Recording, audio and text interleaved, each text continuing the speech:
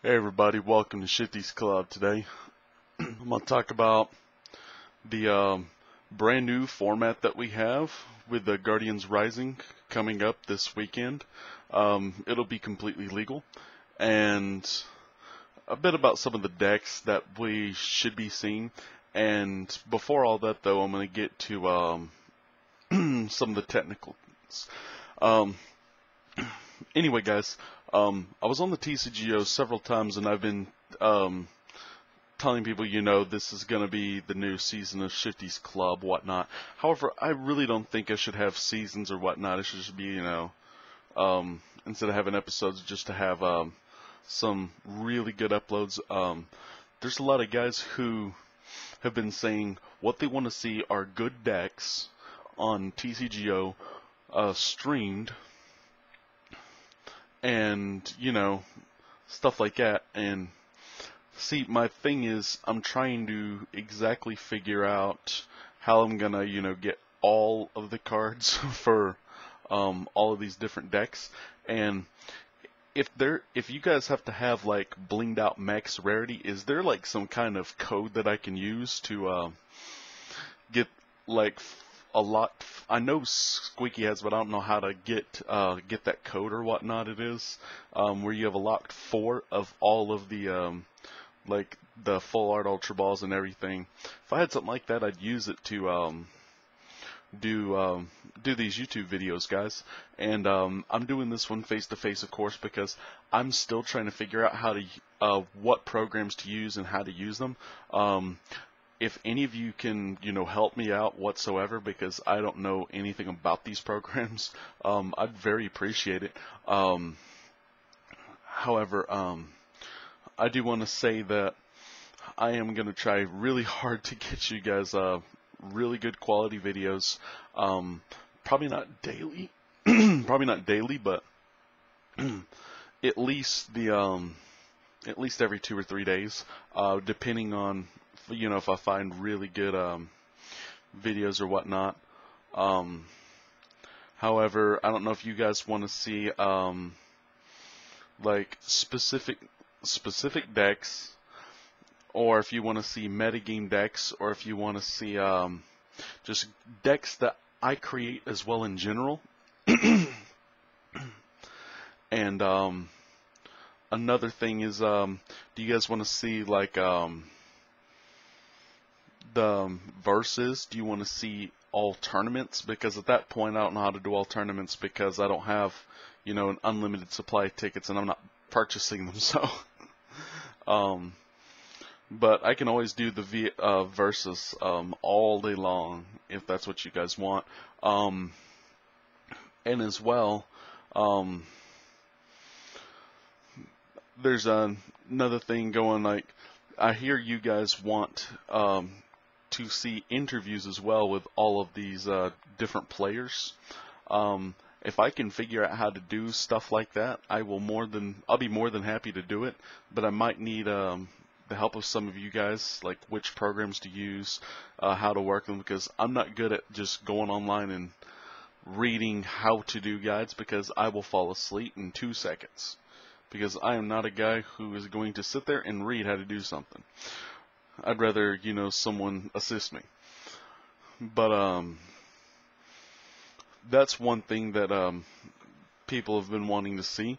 Another thing is they want a few videos like this. One guy says, well, Shifty, I like how you're doing this stuff. I like how you're sitting in front of the camera and you're being real. You're talking to us without a script, and you're saying what you really believe in your mind. Like, you're telling us everything, like, truthfully, as far as, I believe that this is the best variant of this deck. And then I scroll over from this idea, which leads me to another, to tell you about it, and then back to the main point. I like some of my fans that do like the original stuff. But yes, guys, I will be more than happy to get you guys those types of videos in the future. I'll be more than happy to do so. Oh, and on another note, guys, but yeah, sorry. And on another note,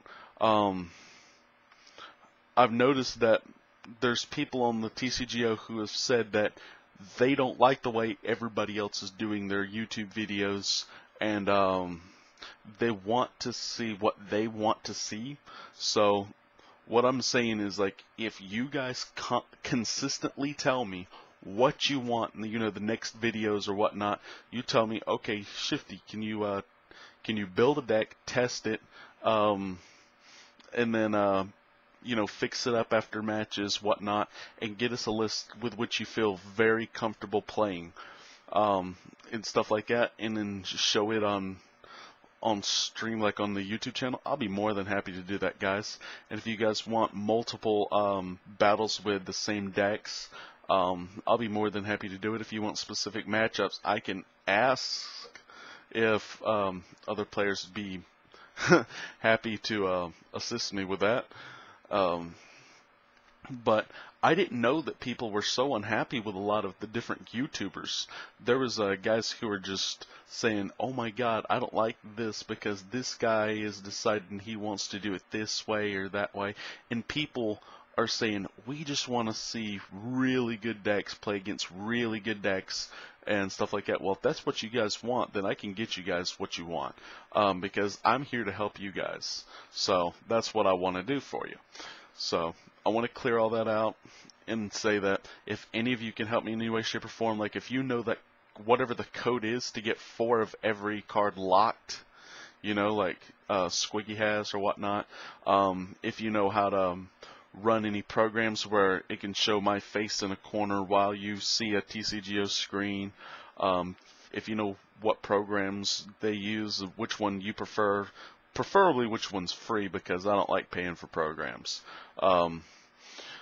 and how to, sort of kind of how to run it, that would be appreciative, as well as the different, as well as the probably the best free software for face-to-face interview with someone, because I could also do that as well for you guys, so I thought I'd get that out of there. Anyway, back to our main subject. It is the Guardians Rising format coming up this weekend. I think it's the 3rd Friday of each month. So today's Thursday. I'll probably upload this today. So tomorrow will be the start of the format. And let's talk a little bit about some of the cards in the format and how we expect them to change the format. Well, I'm going to try to go in order from type, and I might miss some, so I might have to go back and, kind of pick up where I left off. The first one is going to be Trevenant.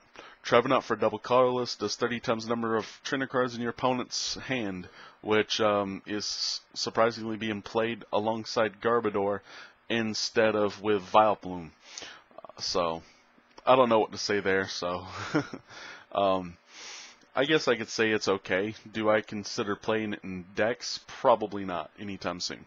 However, a grass type that I do like to consider playing in decks would be Golisopod, and its ability allows you to take 30 less damage from attacks, and its attack does 80 damage plus 70 more if the defending Pokemon's an EX or a GX, which would be pretty cool. If that's your choice man, you're doing 180. And if you have field blowers, you can just swoop off Fighting Fairy Belts from big basic Pokemon. If you have Vileplume on your bench, you can play Golisopod Vileplume, prevent it from doing it in the first place. And then you can just basically just set up and try to annihilate your opponent. I guess would be sort of a strategy. The next one would be Tortinator GX. Tortinator GX would be used in current Volcanion EX decks. I have lists myself for the deck and that I've created, and ones that I'm trying to tweak, like little by little, trying to see if there's any specific spread I want. Right now I'm at Volcanion EX, Turtonator GX, Baby Volcanion, Shaman EX, and Starmie. So that's where I'm at right now. And then other Pokemon, Victini. Victini from way back in Noble Victories has come back with the same ability, and it basically says when you go to flip coins during your during your attack, you may ignore those results and flip those coins again. So it's generally going to be, oh wow, I flipped tails on paralysis, I'm going to do it again. Not I flipped 3 of 4 heads on some kind of quadruple flip attack. I'm going to flip again and try to get all 4. You know, stuff like that. But I will say that Victini should find its way around a couple decks. Expect to see some of your less fortunate players try Victini with possibly the Pinsir from the Sun and Moon set, where they just attach and they flip a coin. If tails, they flip again, try to send some big Pokemon with all this energy back to their hand and just tick the opponent off to no end. Expect something like that. But probably from a less fortunate player, one that doesn't have a lot of money. Another thing that we, well, maybe might see is Alola Ninetales GX. I don't like Alola Ninetales GX whatsoever. If anybody were to ask me, I'd say I run Lapras GX because Alola Ninetales is literally garbage compared to it. And other people cannot see it. They really cannot. And I'm telling them, the same thing happened with Lurantis and Vileplume. I told people that Decidueye GX would be better than Lurantis, and everyone was hyping how Lurantis Vileplume would be so great. And I told them, over time, they'll start to notice that it was that way. Alola Ninetales is not going to be great in our competitive format, guys. Just because Aqua Patch is around doesn't support that fact. It's going to be Lapras over Ninetales any day of the week, because at that point you still have Nest Ball support. You still have Max Elixir as well as Aqua Turbo. You have all of these other cards that can work so much better for it. Plus, you don't have to go find an extra stage of evolution for, what, 10 extra HP, I think it is? The Lapras is 190, Ninetales is, what, 200? And plus, I can Fighting Fury Belt Lapras, and now Ninetales just looks like a joke. Literally a joke. So I got it on video this time so I can actually prove to people that Ninetales, won't be as great as they think. Lapras is much better at doing what Ninetales does. The only difference is that Ninetales for 2 energies is going to hit a bitch Pokemon for 50. That's not very impressive, guys. 2 energy for 50. If it was like a double, if it was just like a double colorless, you can just casually take in the deck, and you could hit with a Meowth from Fate's Collide. Now that could be somewhat decent, and I didn't even like that Meowth as much. I did like it, but not as much. And it being on Lapras for pretty much 2 water energies is going to be absolutely stupid. So don't look for Ninetales to be anytime soon, because we all know Lapras doesn't discard its energy. Manaphy can retreat or allow Lapras to retreat between them. And besides, I even got my own nice little idea with the water deck that I want to try to keep Rogue, and I want to try to keep Secret for the International Championship, because there's so many options out there already. So keep my deck to myself. Let's see, another concept would be the Vikavolt GX. Let's just say that Vikavolt GX and the regular Vikavolt from Sun and Moon are going to work hand in hand. But the problem is, there's only going to be a few select people who actually try to run it. And more than likely, it's going to be with Forest of Giant Plants. And then they're going to run 1 or 2. I cannot remember the exact name of the card. It's literally like the longest name of a trainer card we've ever had in the history of Pokemon, which I'm pretty sure is pretty close. Anyway, it's it basically says the attacks done to grass and lightning Pokemon in play do 30 less damage. I think that's what it is in a nutshell. And we can expect Vikavolt to take Vikavolt GX to take advantage of this in a way, because it's going to have 240 HP. Its attack does 180, discard 2 energy attached to it, so the other Vikavolt will constantly supply the energy line for it to keep attacking. Now, does this mean that the deck is going to be broken? Absolutely not. Anything Stage 2 is never going to be broken in this format. Now, if you wait for all of the X and Y sets to rotate, possibly, depending on what our card spread is. Right now we have Max Elixir, we have Fighting Fury Bout, Nest Ball got printed, so I think big basic Pokemon aren't going anywhere anytime soon. And once Hoopa EX leaves the format, it'll be a lot easier, but until then, Vikavolt GX won't be broken. So, it'll be played though. But another Pokemon that is getting a lot of hype is Tapu Koko GX. Tapu Koko GX is a lightning type Pokemon with an ability, whenever you play it down from your hand, you may move any number of energy, I think it's from active to it. I think it's only active, but you move energy to it, and then you swap it with the active Pokemon. So, basically, it's like the Bustin' Dragonite we had from Furious Fists that I tried to play with the whole Rayquaza electric combo, and I told people that I was going to play this Bustin' Dragonite because I'm literally going to just go to town with this double dragon. I told him there's no freaking way I'm not doing this in an expanded format. But I tried, you know, it works, so. But the new Vikavolt GX is kind of a better version of that Dragonite, because the Tapu Lele GX, sorry, or Tapu Koko, sorry. But anyway, Tapu Koko is a little bit better because for the lightning, colorless spread is 130 damage straight out, so you don't have to, I think, discard energy attached to Dragonite, or does it do damage to it, or whatnot. Anyway, you don't have to do all that. You just go on, attack, get it over with. And then coming next set, we're going to get, if I'm not badly wrong, Acerola and Super Scoop Up comes back, which Acerola is pretty much a form of AZ or something like that.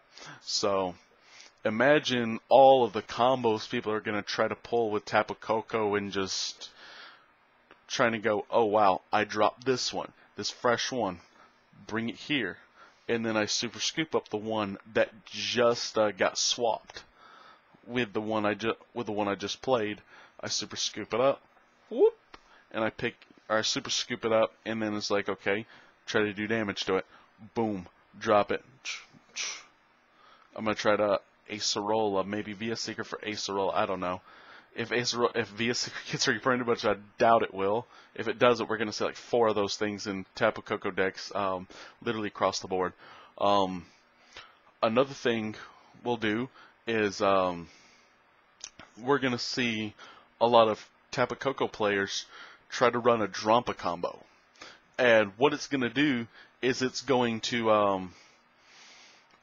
going to use its ability to allow damage to get onto a Pokemon, put it onto the bench, and then Tapu Koko's gonna just try to do what it can while you plug up Drampa GXs on the bench. So this Pokemon already has damage on it, and this is what I was telling one of my buddies at a league.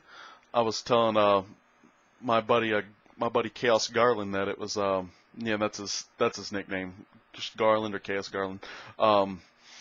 I was telling him that with Drampa GX, you could basically just have any one Pokemon up and active, drop the Tapu Koko after the damage comes onto the board, and then allow Tapu Koko to do whatever it can while you're attaching to Drampa GX, and then Drampa GX can literally just come in and just start annihilating, just start hitting for 180 with Choice Band over and over, or even hit for 160 with Fighting Fury Bout and force them to do 220 to you. Either way, I'm still a Fighting Fury Bout guy, so I understand Choice Band, I really do, but I like the extra HP because it keeps opponents from being able to knock it out. So, let's see. Okay, so on to the next deck. The most hyped deck out of our new set is going to be the Garbodor with Trashalanche. That move is great. Now there's people saying, "Oh, we're going to see this card get broke, or see get banned." No, this card's not even going to get close to ban. This card is not completely broken, guys. It is not, because not all players have to play multiple item cards every single. Not all of them have to play 12 or 14 item cards a game. Most of them are only going to play 5, 6, maybe 7 at the most by turns 6 or 7.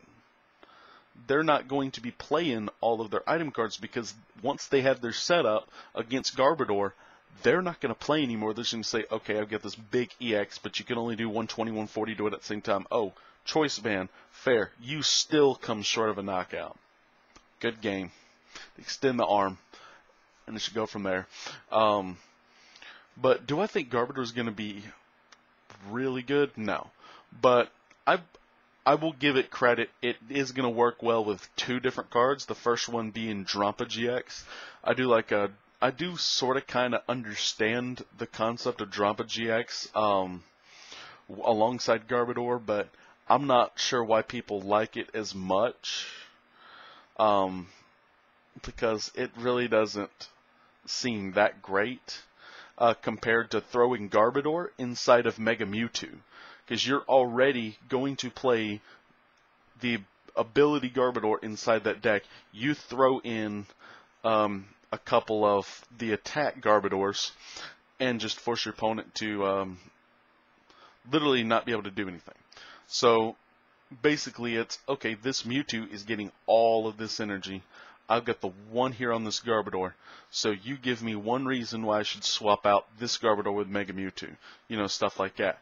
And I know one of the Georgia homeboys, Austin Vance, got top 8 at Roanoke Regionals with Mega Mewtwo. And I'm sure he'll probably consider the idea of adding the attack Garbodor and in with an ability Garbodor for this new format. But that goes on to say, guys, that there are many ways that you can possibly play this Garbodor. Only there's the one that I prefer is going to be the Mega Mewtwo. Just adding it into Mega Mewtwo, because I don't see it working as well by itself in its own deck. So, and that's my honest opinion.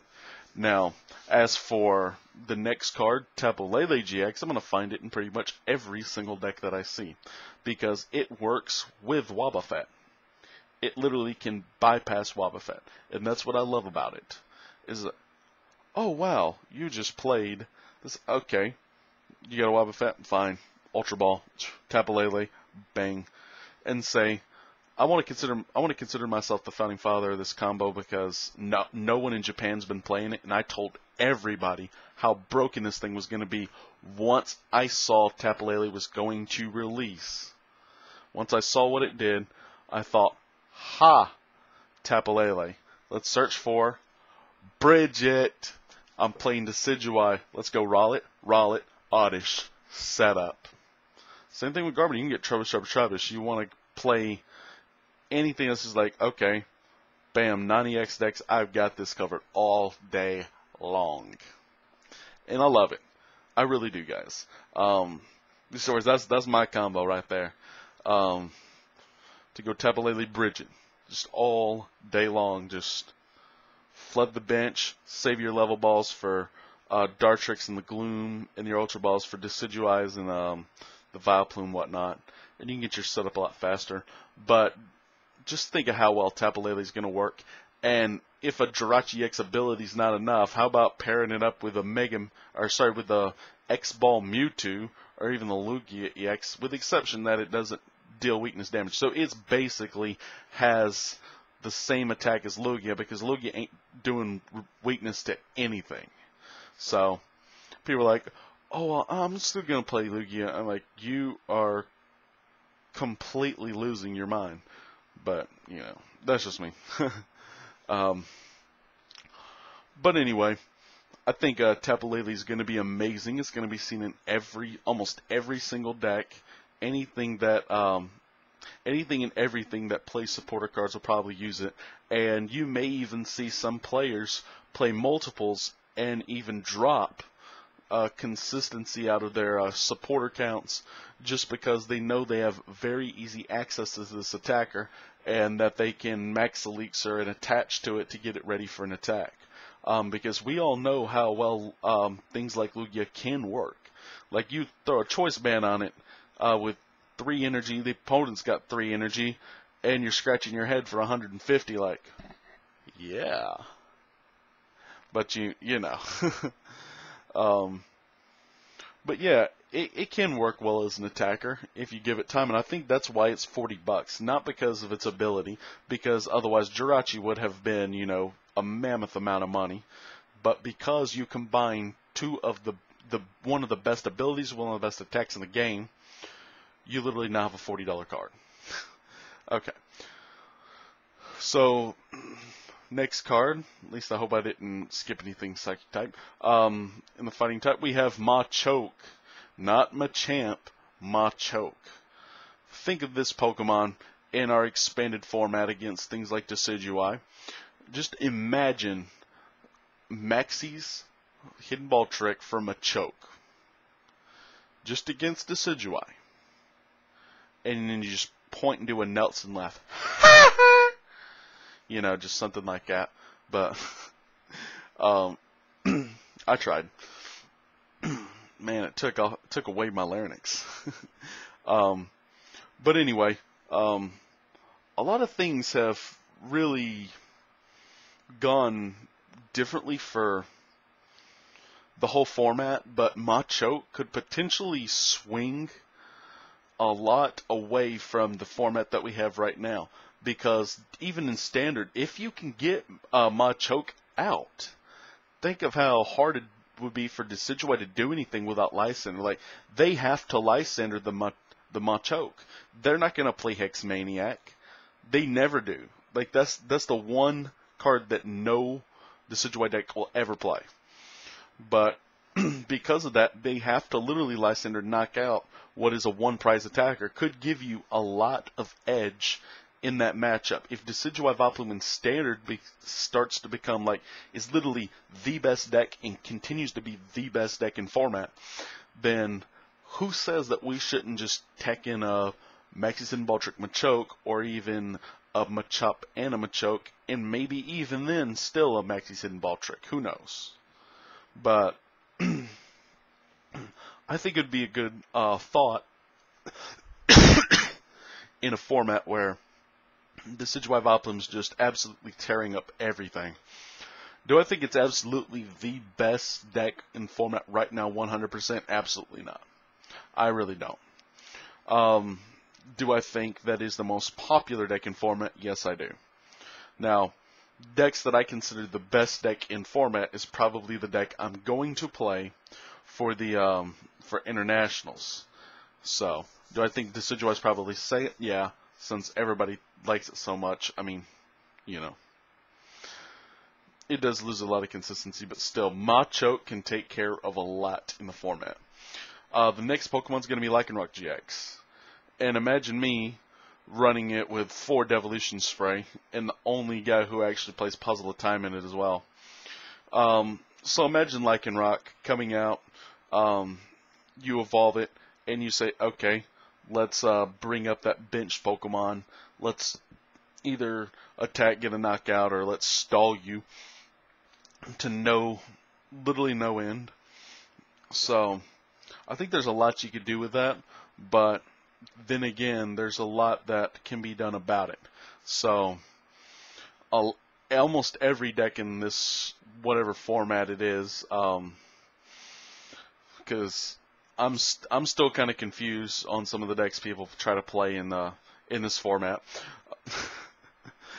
Like, so what we're gonna do is basically try to figure out why a person plays deck X. They come up result Y, and then all of a sudden Z results from it. and Z determines the new X. So just a constant cycle.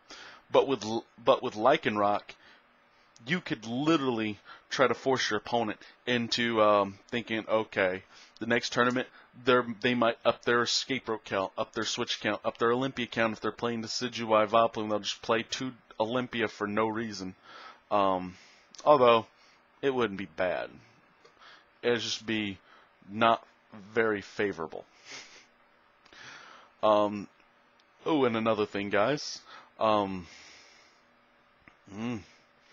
Like with Lycanroc GX, when you Devolution Spray, just be careful that this thing will knock out a Rockruff, so you always do it to your bench. Do it to a bench Lycanroc, and then, you know, unless the other one's that damaged. It's not too heavily damaged, just go, boom, Devolution Spray, back down, bring up that Pokemon. I think it could be okay in different decks. Do I think it's going to be its own main attacker and everything? Probably not. Are people going to try it? Absolutely. I have 3 Lycanroc GX in my competitive collection ready to go, because I still don't think it's going to be a main attacker, but I do believe that I can use it as a side synergetic, like a non-synergetic side Pokemon in my deck, just because, hey, this is going to work. So I'm going to try it this way. But also another thing, Lycanroc GX does have GX attack that is pretty good. So if you do decide to play Lycanroc for its attack, I probably wouldn't waste that attack unless you absolutely know for sure that it's going to give you the win later on in the game. Or if it's at the very end of the game, you can say, okay, yeah, I have this and I know it's going to win me the game, so boom, knockout game. You know, something like that. That's why I love my GX attacks at the end of the game, unless I'm playing something that uses the GX to set up and then just plays a bunch of Hala supporters. So, something like that for like Turtonator GX and Volcanion, Decidueye GX and it's in itself. Because I use that for sort of kind of early game, but I don't play as many Hala. You could use Drampa GX and set up and have like 3 or 4 Hala in your deck, you know, stuff like that. The next Pokemon would be, I guess, Sableye. Well, anyway, Sableye, for 1 Darkness Energy, says that your opponent can't play any supporters during his or her next turn. So, imagine that inside of Decidueye, where all that's coming down as far as damage is going to be Decidueye GXs. So, pretty much 40-60 damage a turn. But is it enough to absolutely slow an opponent? I don't think it is, but someone could easily prove me wrong. So, I'm not going to open my big mouth way too much. And then, let's see. I think that's it for those Pokemon. Metal type, Metagross GX isn't really anything.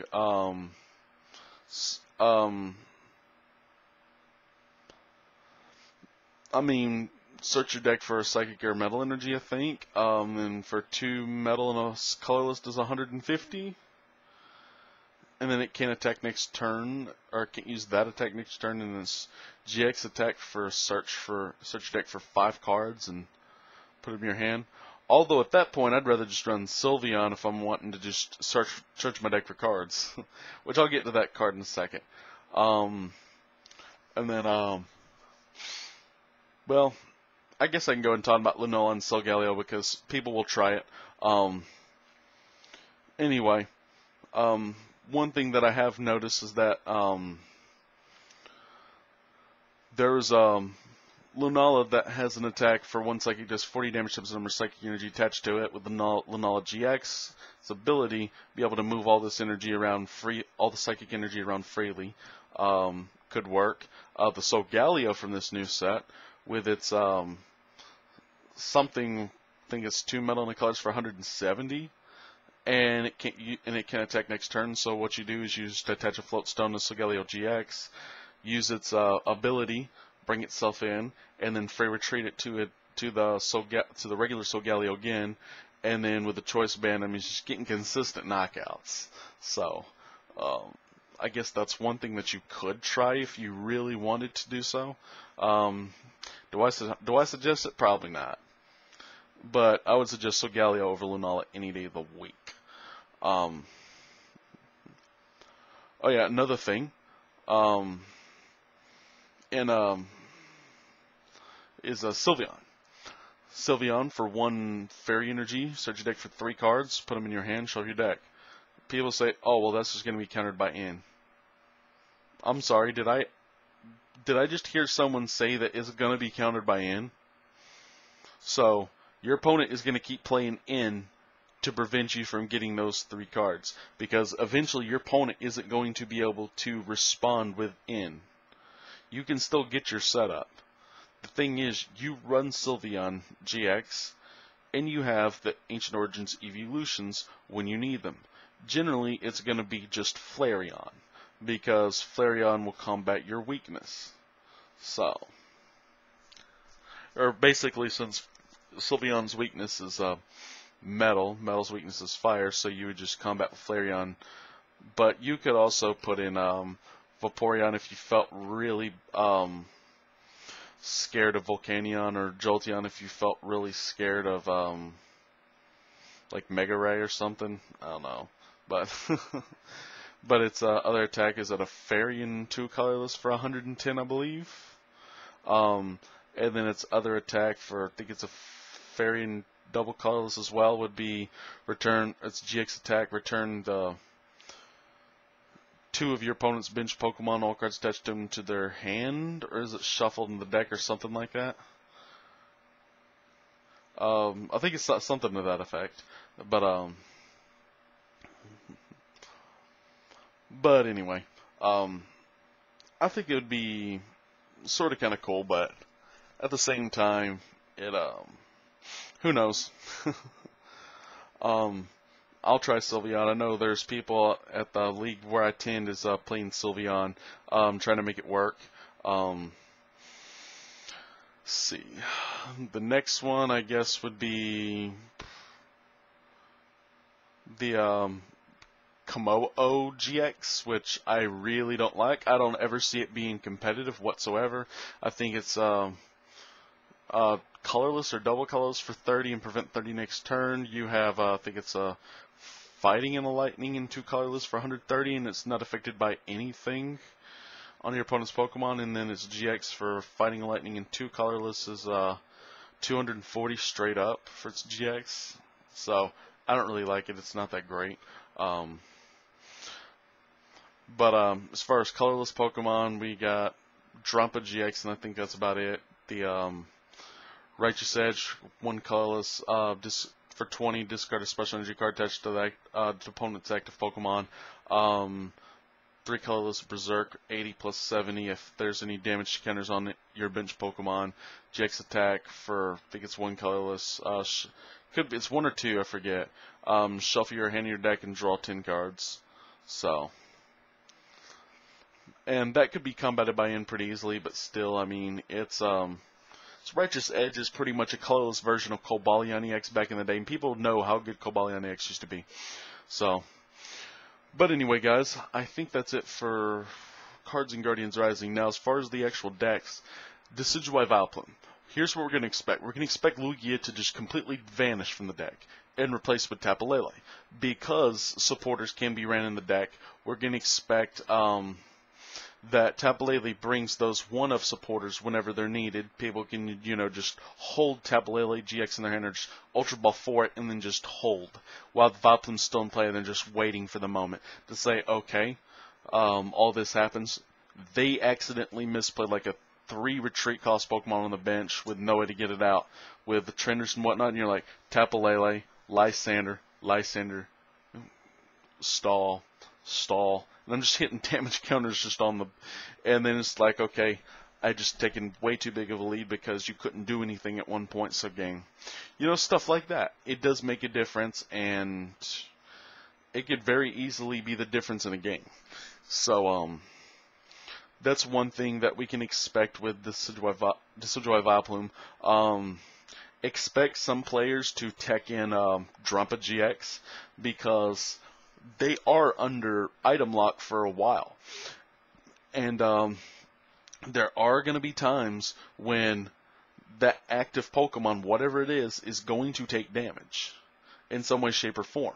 And even then, some players may say, okay, I'm going to play Rainbow Energy in that because I'm also going to play Jolteon and Glaceon. And yes, I've seen some guy who's going to try to play the whole Decidueye line, the whole Vileplume line, Shaymin EX, Tapu Lele GX with Jolteon, Glaceon, Drumpa GX. So, you can expect to see some players trying to use that combo. Another thing is that these decks are going to become a lot less reliant on some of their item cards because of Garbodor, because they know if Trubbish gets a Float Stone onto it early enough, then all they have to do is find the Garbodor and it's pretty much game over, because no Decidueye is going to play Field Blower. They can't afford it. It's an item card that's going to be played mid to late game at most points. So they can't afford it because Vileplume, trainer locks. So it's not going to be like that. Then we also have Darkrai. People say, oh, Darkrai is going to be terrible now that, Field Blower's in. You're forgetting we still have Dragonair. We still have Togekiss. We still have tons of other ways to basically accelerate the board. We can say, okay, energy recycler. You shuffle 5 basic energy from your discard pile into your deck. Very next turn you play Dragonair, or you attack with Dragonair. Said, okay, you can knock this thing out. But just realize that I'm going after my energy like that. Rapid fire. I'm just gonna keep digging for all those energy, attach those energy, and just go to town. It's like I have Darkrai, each with 2 darkness energy. I have a Dragonair with 1. I have an Yveltal with 2. It's like, okay, so what are you gonna do at this point? I have Ninja Boy'd every Shaymin and Tapu Lele that I played into a Darkrai. You have no way to do anything. And it's basically, okay, so I literally have 10 energy on the board. Thanks to Dragonair. This is turn 3. Good game. I've done stuff like this, guys, and it's not that hard to get all this damage piled up with Darkrai. And that's what I think is going to change, is because we don't have EXP share. People are like, okay, well, we'll just use we were using Oblivion Wing, but we all know that Field Blower is going to literally tank Yveltal's ability to do that. To accelerate the board, because we know Dragonair is better. People just don't want to admit it, because I've played Darkrai every way possible that I've ever found eligible, and Dragonair has always been the way to go. Like, I even won several the online tournaments on the TCGO with it, and the only reason why is because I reached enough tickets to do it. So I was like, okay, since I got enough tickets, I can play in the tournament, but stuff like that. But I usually just save those tickets until they have those tournaments where they win a whole bunch of stuff at once. But anyway, Volcanion EX is the next deck. Guys, this deck's going to be amazing with Turtonator GX. People are saying, oh, well, Ninetales GX is going to... And I absolutely hate that there's guys at my league. There's guys who try to... they don't realize how good I really am at strategizing in this game. I tell them, I've been in this game for 18 years. It's like, if you don't listen to what I have to say, it will... I'm like, dude, you have never won a tournament. Never won a tournament. Listen to someone who's won many of them. Someone who has vast knowledge of this entire game. Someone who's going to be there to help you to get better. And I told him, I'm scared of Lapras if I'm Volcanion. I'm not scared of low and Ninetales GX. But Lapras is one of the scariest things that I've seen for Volcanion. And the only way to really beat it is to not is to not go too far into one stretch, because you're going to instantly get knocked out every single time. And what you can do is you can take Turtonator GX, attach the fire energies to them, you know, max leaks or whatnot, so you only need 2 energy attached to it. And then you can steam up with your Volcanions, get it to like 110 damage. And you're like, okay, I'm sitting here. Now, you're going to take 80 going in you're going to take another 80 going in your next turn. You knock me out. You're at 190. You may get knocked out. You may not, depending if you have a belt. If you have a belt, okay, Via Seeker, Skyla, Field Blower, knockout.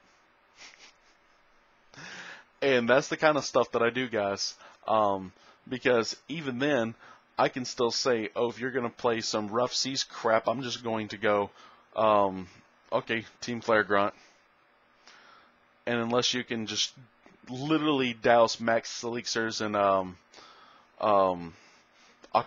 Turbos left and right, there's nothing you can do. Nothing. So, but Turtonator is going to be the reason why the deck's even possible. Now, against Lapras is going to be very hard because they have such a strong engine. They have such an easy way of getting their entire board set so fast. But so does my water deck. So, in reality, there's a lot to worry, and I don't think Volcanion is going to be seen as much because of that. And the last deck about which I'm going to talk about is probably the only other Tier 1 deck that we have left is, unfortunately, Quad Lapras has risen to Tier 1 status, but there's not much to do about Quad Lapras once it sets up, guys. Of course, do I like just Quad Lapras and 1 Wobbuffet? No, I don't. I like having maybe a 1 or 2 Manaphy. I like 1 Glaceon and 1 Regice maybe. You know, stuff like that if I need to have them in there. But at the same time, people don't notice that Lapras can only attack with his GX attack once. And there is a lot of things that you have to do to beat a lot of different things. For example, Jolteon. Unless you can literally recycle everything left and right with your Crushing Hammers and Hand Stammers, you can recycle them left and right and start getting rid of all of these double colorless energies, just keep trying to knock your opponent off of them. There's really nothing you can do because they're literally just going to stormroll over you and say, okay, well, you ran out of Enhanced Hammers and no more Team Flare Grunt via Seeker, so game. Because at that point, they can't do anything. You've already used your GX attack, knocked out 1 Jolteon via its GX attack, and then its regular 160 damage attack. And even sometimes Jolteon still runs Fighting Fury Belt, just because they know that Lapras can do this. So, but they'd still probably run Field Blower anyway. Because they're not going to Rough Seas if they're facing a Jolteon. They're going to put up that Brooklet Hill to go for another Lapras. But anyway, guys, those are probably the only decks in format that really you're going to play too much out. We're not going to have too much swing of different decks as far as Tier 1 decks. Tier 2 decks will swing up a whole bunch. We're going to see a lot of variance in decks going into the internationals here in late June, early July, the weekend of June, July. We'll be seeing a lot of variance. We'll see a lot of things change based on streamed League Cups from different areas of the world. We'll notice that these changes will affect how our metagame plays out. And no matter what happens, we'll always be able to find a way around it. And even sometimes our own decks can already beat what's going to become popular. In that case, we just got really lucky. But anyway, guys, thanks for watching. If you haven't subscribed, make sure to subscribe. Post any comments you have in the comment section down below. And as always, hope you guys had as much fun as I had. And last, I'm gonna do a reminder. Anyone who's been watching the last 40, almost 50 minutes of this video, I'm sorry, guys. I like to talk a lot, but it's about as long as a regular match in Pokemon. But anyway, guys, hope you guys have fun. Have a good time. I'll see you guys next time at Shifty's Club.